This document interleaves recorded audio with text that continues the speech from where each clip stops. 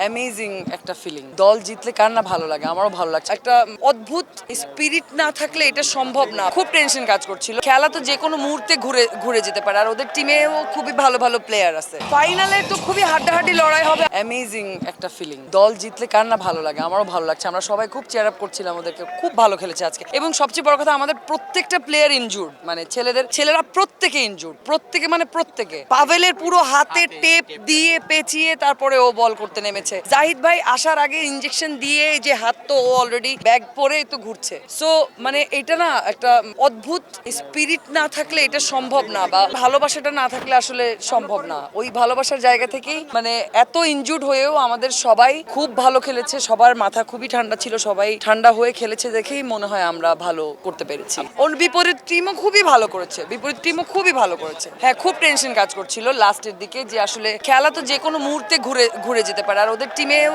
খুবই ভালো ভালো প্লেয়ার আছে। টানা সপ্তমবারের মতো বেস্ট টিস্যু পেপার ব্র্যান্ড হিসেবে স্বীকৃতি পেয়েছে বসুন্ধরা টিস্যু।